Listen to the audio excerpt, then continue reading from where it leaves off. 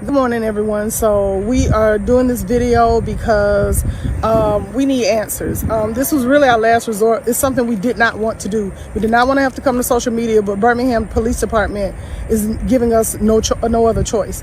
So our oldest son, Mingo Demond Allen II, they claim was found from a tree in Birmingham, Alabama. Found from a tree. So we have done all of the proper protocol, and this was back in April. So we have submitted the open records request that they recently just denied, which is why we're having to make this video right now. Also, the other thing is the detective, dealing with the police department, making requests to the mayor's office. It has gone nowhere. We keep getting the runaround. We referred the case even to the Alabama Law Enforcement Agency, which is our State Bureau of Investigations, and yet they still chose to stonewall even them. So we know that something is wrong, and we want to figure it out. So the only, I think what is the most crazy thing about this is that our son was missing, and I'll let my husband elaborate more on that because he was more a part of that firsthand than I was, because I was at work at the time. But our son was missing, and when I think it was like the next day, we received a call from the coroner's office, and we had to actually identify his body. So at that moment, they had a picture, and I asked, could we see his body, because like the case number, they had like the plaque over his neck on the case number, and I was like, well, we were just so confused and so distraught at the time. So needless to say, the very next day, unbeknownst to us, his body was released to his spouse. And when it was released, our son was cremated. So this is what we have of our son, and it was mailed to us by a third party, which we are grateful for. But this has been traumatizing. It has been a lot, and we just want answers. So they said that our son died and so if he did indeed die by, which there was a note, if he did die by, then we just wanted to understand why, because then that would make us advocates for, prevention or whatever. They've been giving us the runaround, so we don't know what's going on right now, and we just want answers. And this is, I know the Birmingham Police Department, this is a case number to y'all. This is our child. Yep. He was a grown man, but this is our child. Yes. It's people that love him. He has a daughter. He has family. He has friends. And the lack of empathy, the pushback, the lack of consideration. I'm at this place with it at this point. I don't want to talk to the mayor's office. Tried that. They didn't contact us back. I don't want to talk to the police department. They had a sergeant from the police department call us instead of the mayor. But go ahead, babe. I'm sorry. This is a closed case, and from everybody I've spoken with, open records should be given to anybody. Mm-hmm. We can't have them as their parents. We referred this to ALEA, Alabama Law Enforcement Agency, and it took them a couple of months to get the case. And then when they got it, they're telling them no.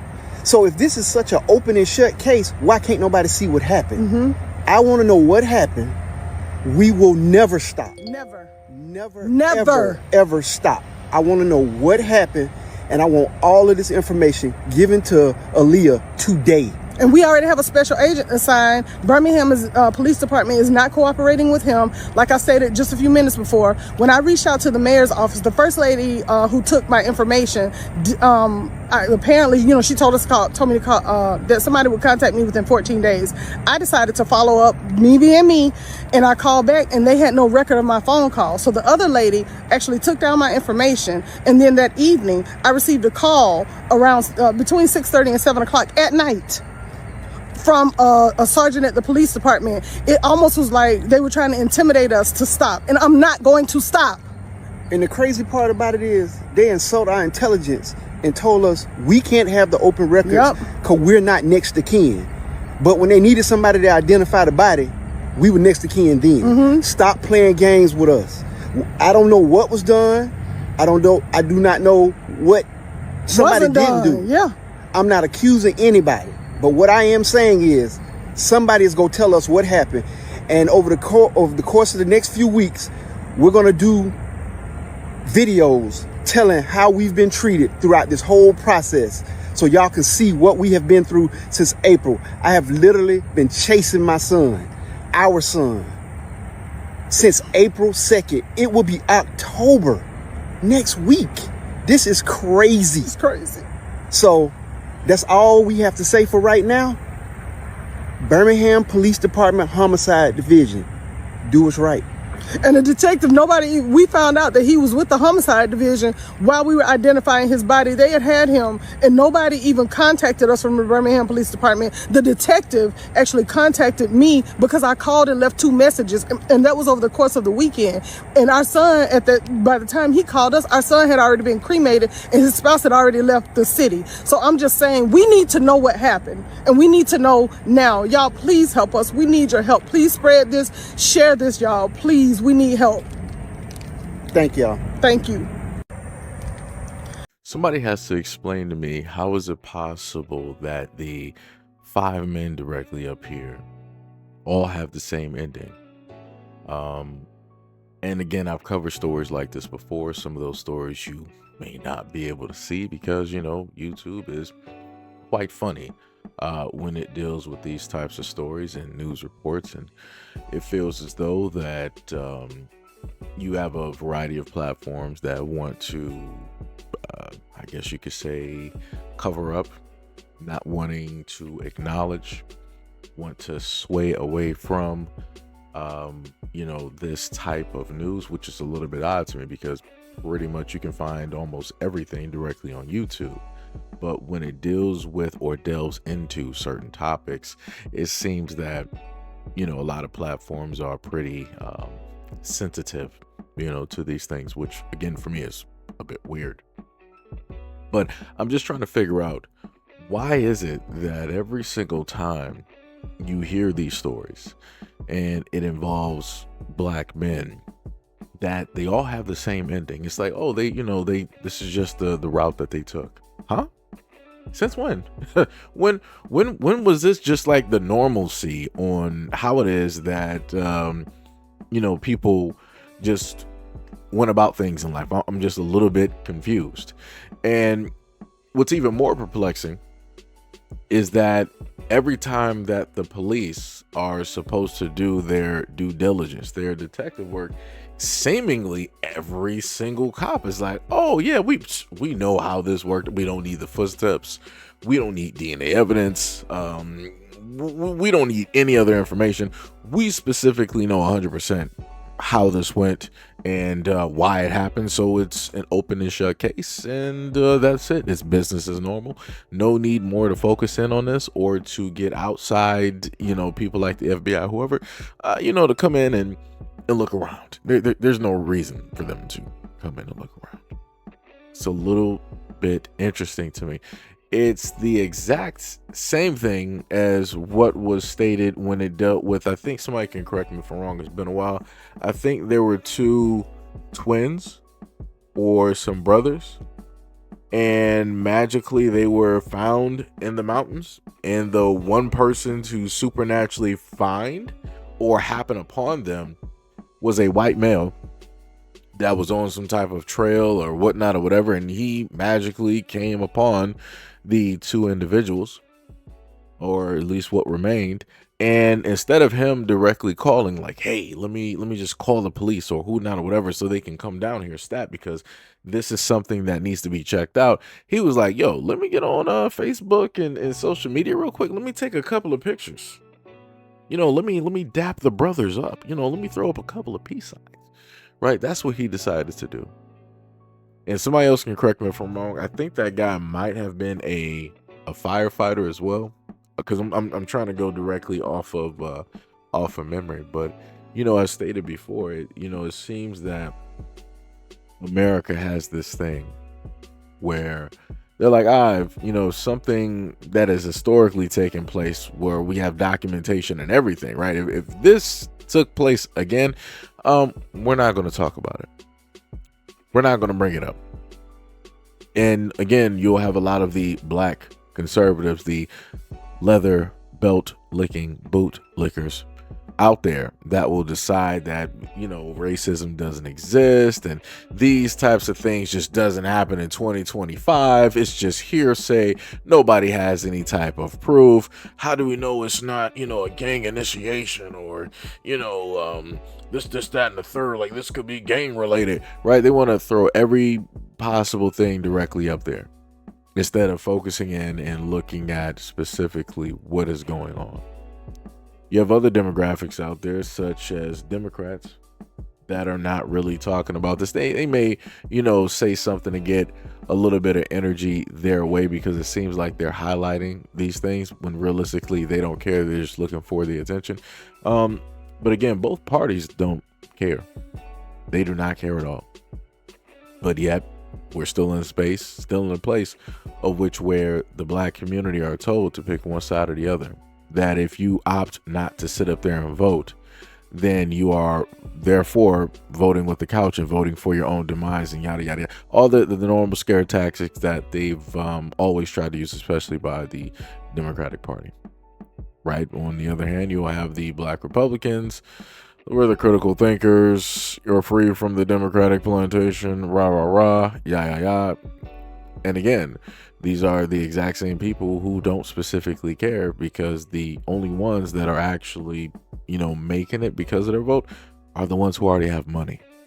Everybody else, no. Like I said, all of this is crazy. Nobody's really going into this. Nobody's, you know, really trying to figure out everything. Like, everything is just left. And, you know, I really wish that more people on social media would, in a sense, highlight and talk about these stories a little bit more in depth. I really can't do it because, again, as I stated before, things become very problematic. Because I've tried to do stories before, especially about one of the young men there who was a truck driver, and he was found some ways away from his truck. And when I initially uploaded that video, for whatever reason, it seems as though that the sound or whatnot was, in a sense, muted. However it is that, you know, the stuff basically worked. Like the video just, you know. So I had to go through and I had to make some edits, and then I had to re-upload the video just to hopefully get that information directly out there in somewhat of its totality, so that people are made aware of a lot of these things that transpire, you know, and take place. You know, like I said before, I really wish that we were at a point in time where if information really needed to get out to people, that we could actually get that information out to people. But it seems as though we're living in a time of, again, that you have to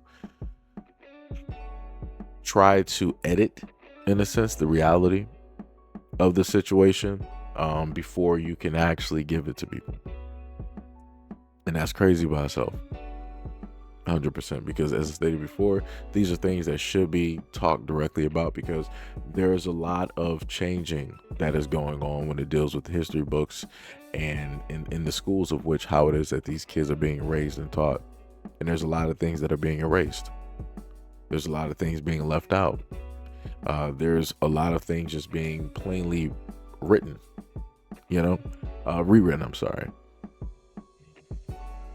So like I said, I don't know. I'm not specifically too sure what people are going to do. My condolences to all of the families directly out here. Some way, hopefully you will get the justice that you deserve, especially for your loved ones that are no longer here with us. Like I said, something has to take place. Something has to happen. But last but not least, I also want to reiterate to a lot of people that within a lot of these cases, what they are trying to do is use these as a catalyst. And I'm not talking about anybody else. I'm talking about specifically the governments and the powers that be. They're trying to find a way, poke and prod, to see the reactions that they get so that they can use specific things as a catalyst in order to get people to move out there on the streets. And the main thing that I would tell people is this: if you want to advocate, if you want to do certain things, do those from the safety of online, right? Because they can't sit up there and say like, oh, we're going to start, you know, pulling in a National Guard. We're going to do this. We're going to do that, because you're specifically, you know, trying to you know, advocate for stuff online by way of sitting at home and doing video. They can't do anything about that, right? Unless they just decide to cut off the internet, right? But again, that's pretty much the safest bet to do. If other people out there that are not you want to protest, let them be. Let them go out there and do it. You as a Black American, do not go out there and then decide that you want to do a grassroots protest. This is not the time. Like I said, you gotta think smart about a lot of these situations, because they're trying to find any and every way in order for certain things to transpire and take place. And they are looking for Black Americans to lead the charge in the front of this, so that by way of, hey, we got this catalyst, we got you on this hook, and then everybody's going to be like, oh, well, see, it was them. They're the reason that this was able to take place, this was able to happen, because they can't keep their emotions, you know, under control. Or there was somebody amongst them who looks just like them that decided to do X, Y, and Z. Like I said, you know, you got to be wary of a lot of things and a lot of situations. Yeah. But anyways, let me know what you guys think about this video and everything that I stated in the comment description below, and also, you know, what you were able to hear directly from you know, the mother and the father in the video as well. Let me know what you guys feel about that in the comment section. And as always, peace, love, and stay tuned for the next video.